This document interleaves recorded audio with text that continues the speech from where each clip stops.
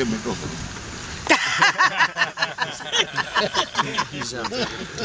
He is long, unfortunately, forgotten in a lot of areas, but never here in New York, where he lived, and where he spent some very, very important years in his life, transforming the music here in New York too. This is about paying homage to Arsenio, but I'd like to mention some people that have been here that have contributed so much to the memory of Arsenio, to keeping them going, some that are here and some that are not. The first one that I would like to mention, of course, is Andy Gonzalez, who had to play a gig in Long Island because we have to live and couldn't make it. And Andy sent his best wishes. And of course, you know, Arsenio devotee, so to speak. And Larry, who did the first album commemorating Arsenio, I'm glad he's here with us. It was a great album and a labor of love. Thanks to Rene. And a labor of love, and I put my little piedrita in, so to speak, you know, to help, but it was a wonderful labor of love. And I'll save the best for last. I really don't think that today, here in New York, and maybe in the music world, especially in the salsa world, there would not be this type of recognition without one man here, and that's Chocolate Almenteros.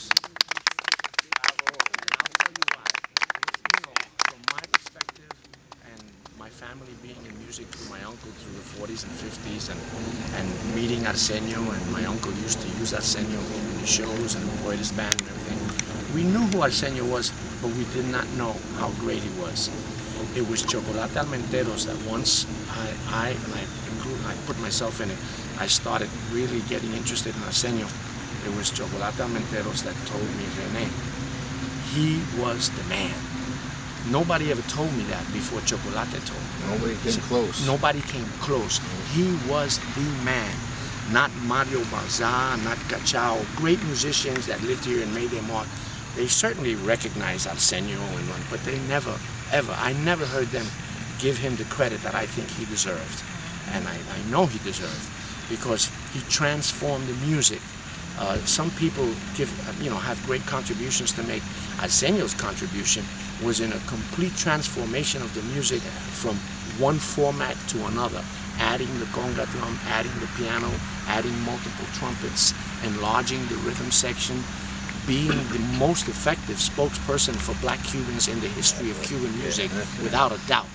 And his songs, which were like, as a matter of fact, his brother once told me he recorded 35% of his compositions. Wow. Just 35%? Just 35%. So there's another 65%. That's how prolific he was. And just in that 35, you can hear all the themes that are basic to life. Themes about love, themes about patriotism, themes about pride, themes about vengeance, themes of everything, speaking of his African heritage at every opportunity, declaring himself not one of the most important songs that I think he recorded here, and I won't take much more of your time with this, was the tune called Yo Nací del África, without a doubt, because he records that in 1957, 58, when Africa is in this tremendous struggle to throw off colonialism and all of those leaders from that era who changed the map of Africa and changed everything in Africa. Arsenio's song declares that his last name is not Rodriguez.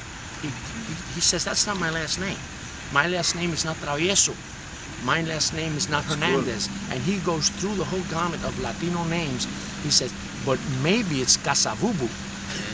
Maybe it's, and he goes on to name the leaders that are struggling to fight against colonialism. And he says, that's probably my last name, not this one. And that's a tremendous statement to make when it was always considered too taboo. This is even prior to civil rights here, even too taboo to claim Africanness, blackness. That was, you were always looking to the way they used to say, mejorar la raza, you know, to get clearer skinned, you know, and all that. And he declared not only that he was African, but his grandfather was Congolese and spoke Congolese and could not even speak Spanish. So I mean, he had enormous pride in his background and a sense of dignity that was incredible for a black man and a blind black man. And I'd like to make one more comment. In 1942, 1943, he had what was probably one of the greatest musical organizations that's ever played Cuban music. And the fact is that there were 3 or 4 members in the band that could read music. Obviously the piano player, the trumpet players, but nobody else read music. So you had the greatest band in the Spanish-speaking Caribbean world, in the Cuban world, and the leader was blind, and 3 or 4 people read music, and the rest of it was all by ear and instinct. So that in this musical excellence that he went on to create, and then when people in the 40s, when people like Choco joined him, and the whole array of musicians that played with Arsenio and learned from Arsenio, and the amount of songs that he contributed today to the standard repertoire of salsa is just an absolutely incredible achievement. And I think it's an honor to be here to pay him honor and to pay tribute to him.